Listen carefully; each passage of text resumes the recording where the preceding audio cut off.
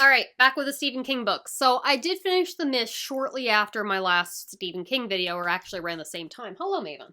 And I was really impressed. Now, the movie will always be my favorite because crushes my heart and soul by God. When I mean crushes, I mean stomps on it. Oh, like that threw me into a depression. Love, love, love, love the movie of The Mist. And the or novella, really, it's a very short one, is definitely, it has its similarities. The ending is definitely different. And even the elements that are the same, they're presented with a different tone. This is more almost hopeful, but also hopeless. It's a combination of the two and the contradicting nature of them and how they clash. You can choose how you feel. Do you want to believe that something better is happening in the future and hold on to that hope, or no, everything is lost, we just can't confirm it? And I love that. So the mist rule rolls in, people are stuck in the supermarket, you got the conversation in the loss of social structures and the downfall of society with a religious extremist. That's great. I really, really wish, my only complaint with this book is that I wish we followed more interesting characters, cause this guy, he's caring for his son, sure, but like he's more focused on sleeping with this lady, and like it's been 2 days since he's seen his wife, if that. It might have been a couple hours, and he's already thinking about cheating on her, despite stating how much he loves his wife. And that's just upsetting to me. I wish we followed different characters. But the writing is of course beautiful. I love the tone so much. It is just a drastically different feeling when I read this book compared to watching the movie, and I'm gonna love that forever. So that's very happy. I'm very happy right now. Continuing on with the looming dread is going to be Roadwork. Now, I, A, had never heard of this novel before, and B, decided for the first time ever to look up what other people thought of the book before starting it. Don't know why. I think I was just procrastinating starting it. And it did not have very favorable reviews. Most people said this is the worst of the Bachman books, and while I agree so far, it's not because I didn't like it. And the people who did say they didn't enjoy this book, I vastly disagree on. The premise is very simple. There's very little plot to this book, and I'm normally a plot-heavy person, but this is a beautiful character study. A creepy, obsessive character study. But a man is at a store looking to buy a gun, and we learn that a construction is going to take place in this town, and the government is repossessing the location to was it eminent domain or something like that? Whatever. So construction needs to happen. This new turn needs to happen. Road got to go through the town and destroy some businesses and housing, so the government's just paying for them to leave. And he does not want to leave his home. And the entire time, we're just following him, going back and forth to work as he has conversations with his wife. The obsessive nature of the loss he feels, grief in his family, the love he had of this home that he married when he married his wife, when they moved in, all the happy memories, seeing everything, I guess, crumble and decay as he begins to spiral. And then the people around him notice his spiraling. It is just a phenomenal character study. The idea of progress and then the loss of oneself and comfort and identity and just, yeah, comfort of predictability and the unpredictability and loss of control of some outside force acting upon you and making you have to respond in a way you don't want to, and him determining how exactly he's going to respond. And then it's just him interacting with other characters as he figures out what he's going to do. Is he going to leave his home, or is he going to make a stand? And while I have issues with elements of his character, I am not an old white man who's lived in one house forever and with children and memories attached to something. I understand why that is not a good thing to have to lose it, and I can empathize with him. However, there were also elements where he had very much unnecessary racist language, and I'm just like, I need to look up if this was appropriate for the time that was set in it. Like, would this have raised an eyebrow in this community? Yeah, it would have. It was racist for the time, and I'm just, If that had been a sign of his, like, spiraling mental state, sure, I could give it I could overlook it, why? It was unnecessary. Did not like it. Also, he picks up a hitchhiker at one point in time. A girl, barely legal. He's having a midlife crisis, and she immediately becomes enamored with him, and he gets to sleep with her, and just not gonna star off for those two issues, but otherwise, beautiful character work. Love this book very, very much. Very happy I read it.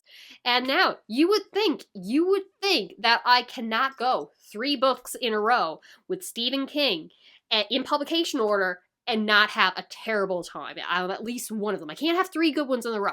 And you'd be correct, because the next one is his nonfiction book, Danse Macabre or something like that. DNF'd it. Did not care. This just feels like talking to some guy as he's spiraling off, listing all his favorite horror movies in one particular time frame and not going into any depth. There's no organization. He's just sprouting off about what he thinks of these movies. And if you know what the movie is, cool. If you don't, sucks. But it's not like he's like, oh, the character work at this time, and examining it in like a structured way. That would have been one thing. Couldn't deal with the organization of this book. Dropped it. I was hesitant on if I was going to do the nonfiction anyway or just stick with his novella, so that made the decision for me. So instead, I picked up Cujo, the next one in publication order. I didn't think I'd like this. I didn't like the movie that much. I thought it was boring that they were trapped in the car for so long. Can you not knock over Vivi? She did not deserve that. But by God, I loved Cujo. I thought I was going to hate it. I really thought I was going to hate it. The opening couple chapters, god-awful terrible. Like, are you trying to make me hate these characters? Are you trying to make me root for the dog to kill them? Because I was. But once you get past the introduction, once you're past the setup and we're in the car, oh my God, the focus on protectiveness of a parent to a child, not just the child inside the car, because, you know, do I need to explain Cujo to you? People are in a car. Dog got rabies. He's attacking them. They have to stay in the car. They're dying from heat and lack of water and lack of food and all that. Okay? You now know the premise of Cujo. But the focus on a parental figure's love and wanting to protect a child, not just with the child in the car, but also a different child, to raise them for different experiences, and the choices you make, how that they drastically shape that child's life. And the anxiety, fear, all of the emotions, quite honestly, and responsibility that places on a parent, knowing that a single bad choice can have dire outcomes, that hit me hard in how it was depicted in this novel, and it was brilliant. The atmosphere is insane. The atmosphere is perfect. I'll hate it when a bunch of coincidences and plot conveniences gets characters out of trouble, but when all these little things have to go wrong to screw you over, the utter bad luck that keeps them in an environment or sets something up for this tragedy to happen, oh, I eat it up. Because the entire time, I'm like, are you kidding me? Can these characters not catch a break?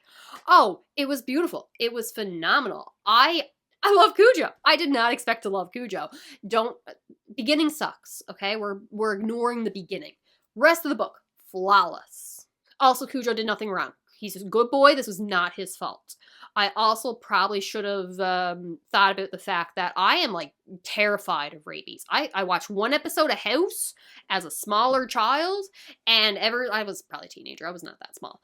But, I've been terrified of it ever since. I was Googling, how do I know if can I get rabies from a fly bite? I was terrified for, like, 2 days because paranoia myself and genuine fear of rabies. I love this book. Terrifying to me. Now, those are the ones I read so far. Now, the next one I do have a question for you. Because I wasn't going to do The Dark Tower in my reading Stephen King in publication order, because I was going to hold off on that series and just read that series, like one after the other. But maybe it would be good to read them with my reading in publication order. So do I read it is The Dark Tower, isn't it? Something like that. Yeah, The Dark Tower.